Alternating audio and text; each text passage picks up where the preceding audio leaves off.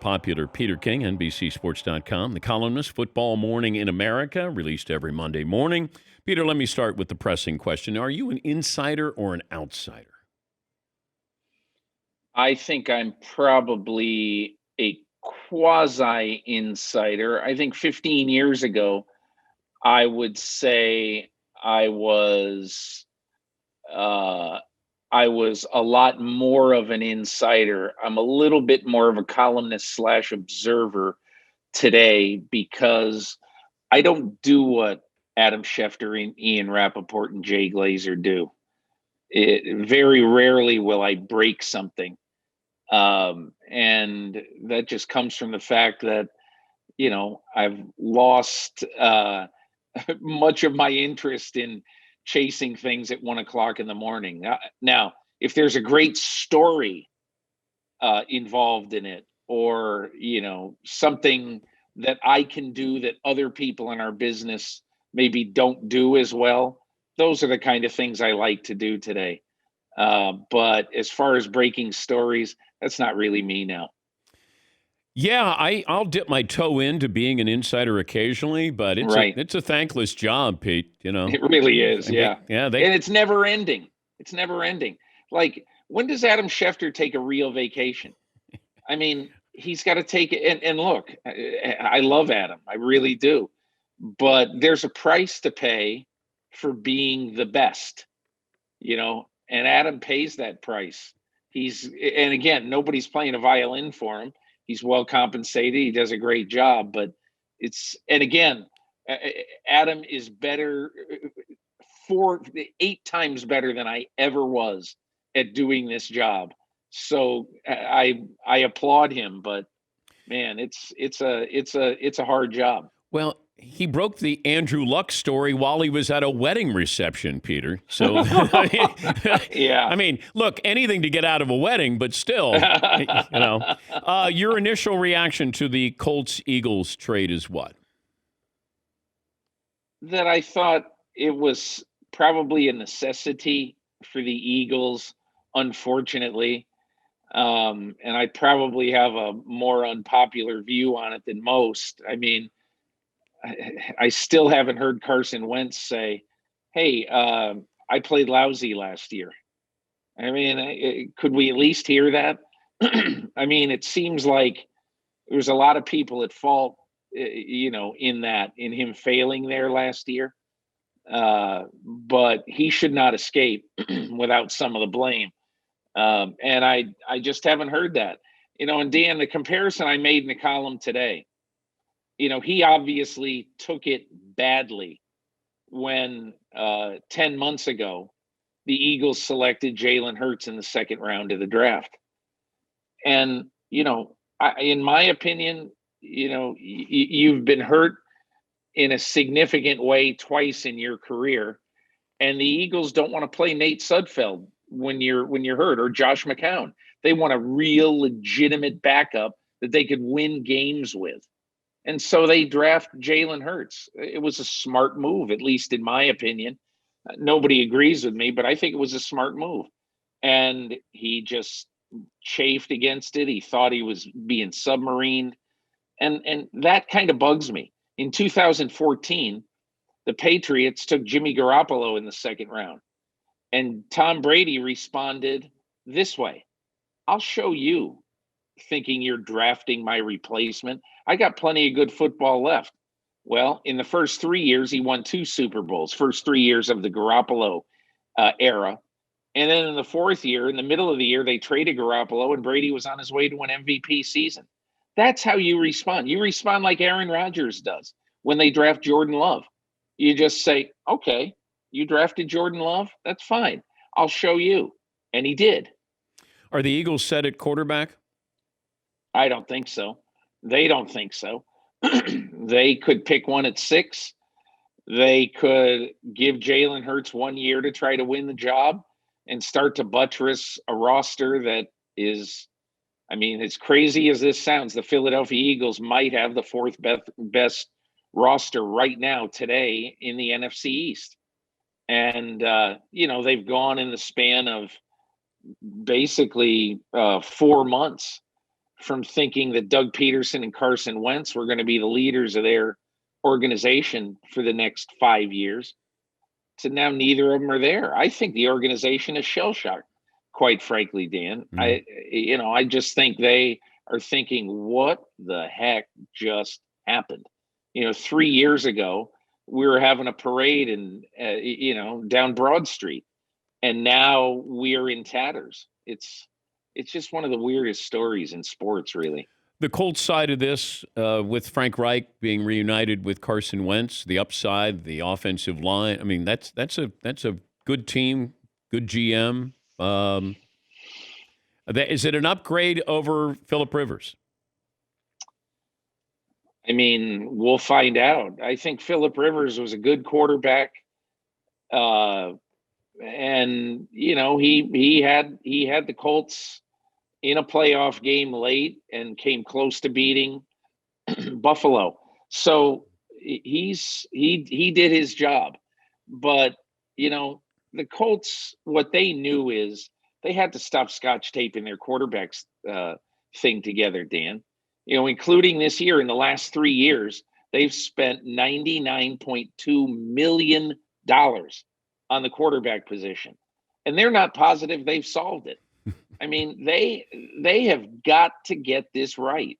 And so I think, look, if you look at the way Carson Wentz played from 17 to 19, that was really good. It was top 7, top 8, top 9 quarterback in the league. You can win a Super Bowl with that.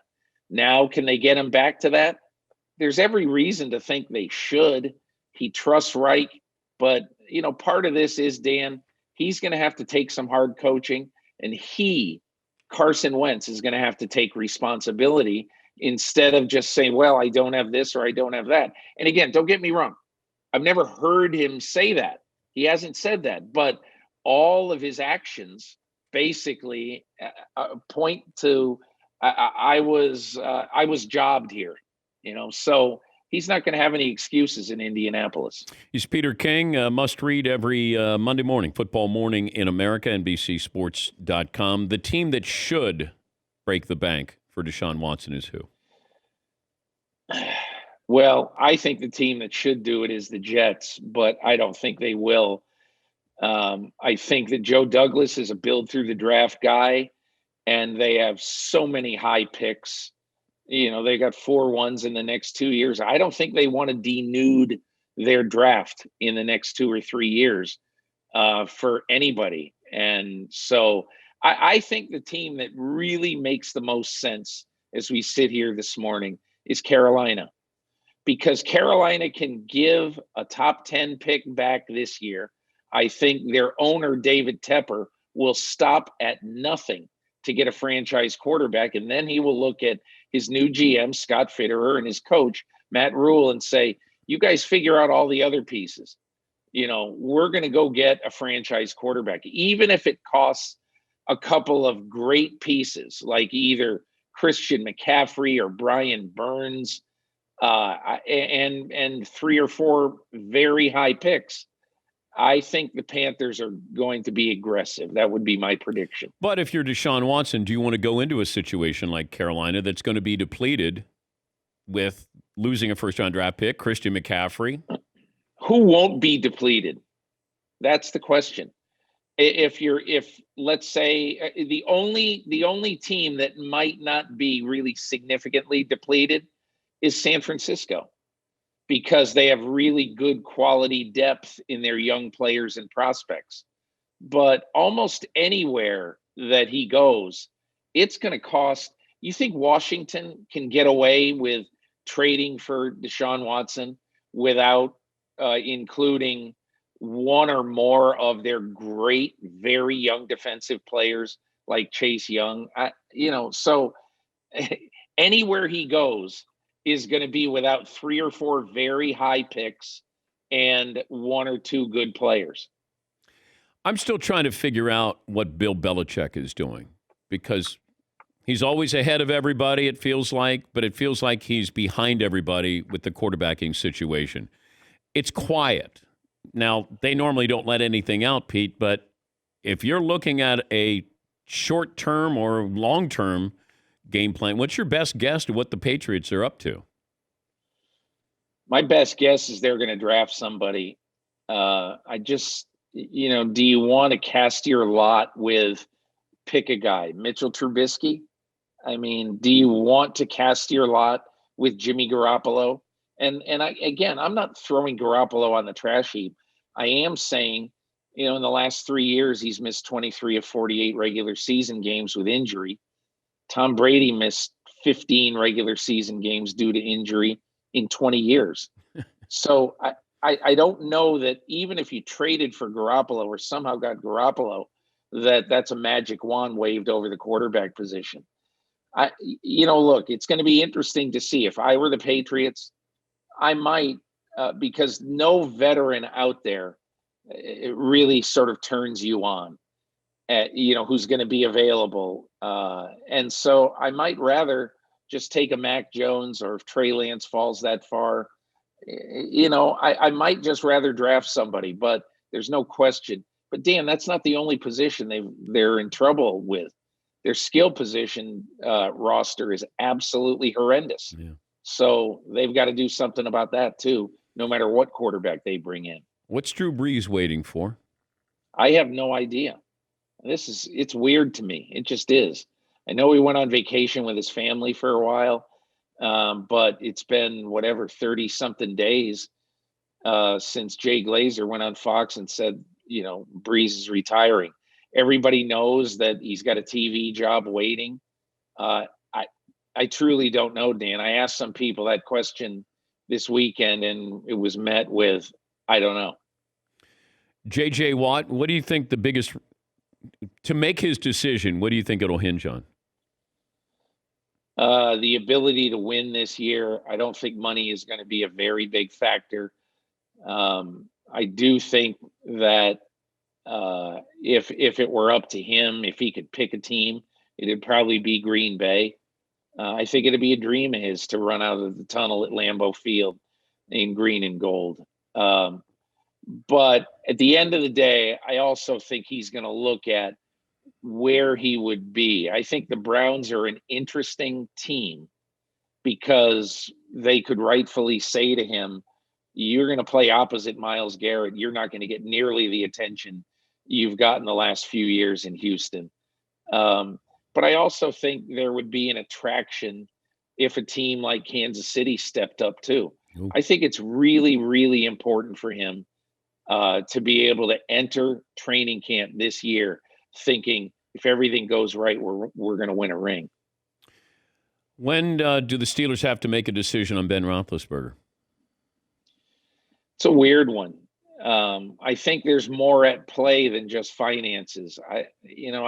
Don't you just get the feeling from listening to Kevin Colbert last week that in my opinion, it's not only about finances. You got to look at the way the last month of this season went, and man, that is a bad omen for the future. Ben Roethlisberger looked old and slow.